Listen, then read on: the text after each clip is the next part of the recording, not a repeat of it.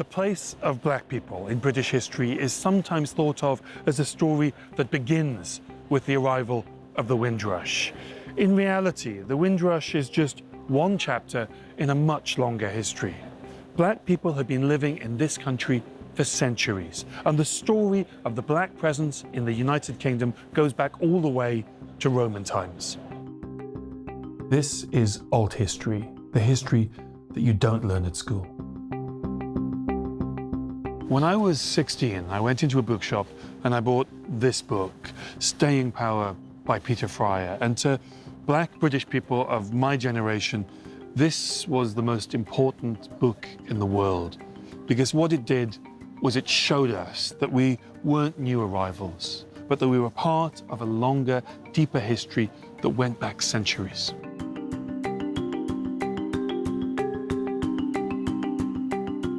Because we're not telling key moments in British history, whole aspects of the story of Britain are simply being left out of the picture. And I think it's time that changed.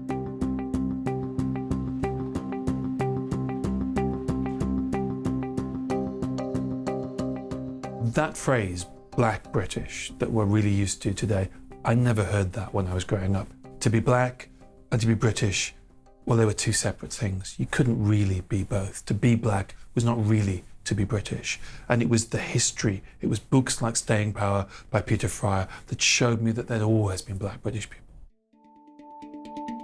Black British history is so diverse. It's just kind of a shame that at a young age you can't really participate and celebrate in your identity. How can you not want to learn about your past because you can't go forward without understanding your past? When I talk to young black people, what they tell me is that they are as desperate as I was when I was their age to learn more about the longer history of the black presence in Britain, and that history is still not being taught to them at school.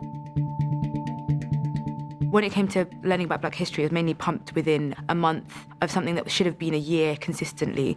And it was kind of ranging from Mary Seacole to Nelson Mandela, Martin Luther King. What a lot of people are taught at school are the biographies of individual black people. And there's lots of good stuff that comes out of that. It's really great that kids now learn about Mary Seacole and they learn about Walter Tull. That's great, and I haven't got a problem with it. But if you only do that, what you find is you just create these isolated black characters, and what you don't learn about are the forces that led Britain to interact with Africa, interact with Africans. You don't learn about just how important the sugar slavery economy was in the 17th and 18th and early 19th centuries.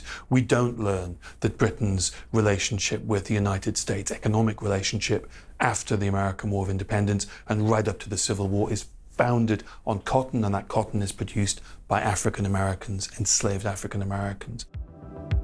We're kind of told in a way that these things didn't happen in the UK, and we're told that certain things like this happened within America, and you know, it wasn't on our soil, and we treated black people great and well, and we provided all these things for them, when in the reality there was no difference.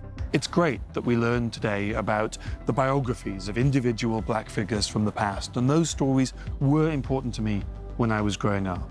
But what we seem still to neglect are exploring other issues, things like the development of racial thinking in the 18th and 19th centuries, or the centrality of slavery to the British economy. Black history is more than just biographies. It is fundamental to understanding British history because it is a fundamental part of British history. I don't know if this whole exclusionary history is like a nod to empire, laziness, or they just don't really care about black people, people of colour, working class, or women in general. I just don't know. What the new science is proving is that there were Afro-Romans living in Britain. There are people who find it challenging, even threatening, that black people have been in Britain since Roman times. There are people who feel the need, when this is discussed online, to go on Twitter, to go on social media and discredit these ideas. There are people who would rather deny the facts than confront the quite simple, uncontroversial, in my view, reality, is that Britain was part of the Roman Empire, and the Roman Empire was multiracial. One of the best examples is the Ivory Bangle lady. She was a middle-class Afro-Roman living in 4th century York. We know she was African because of the tests that had been done on her remains and because among her possessions was a bracelet made of African ivory.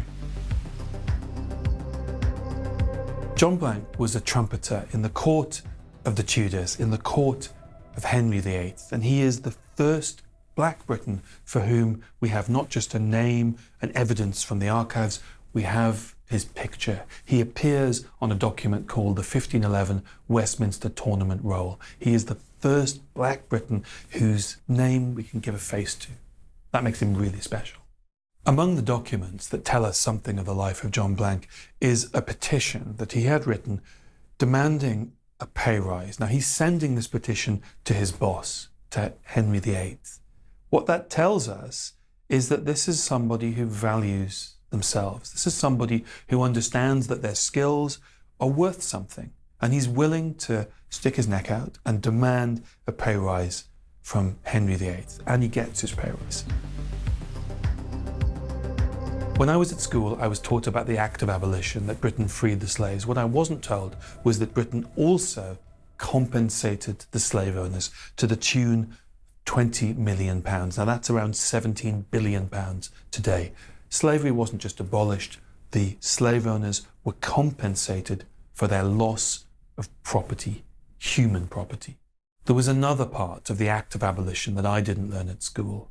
What I wasn't taught was that the former slaves weren't freed immediately. They were made to work 45 hours a week for the next 4 to 6 years for their former owner in a system that was called apprenticeship.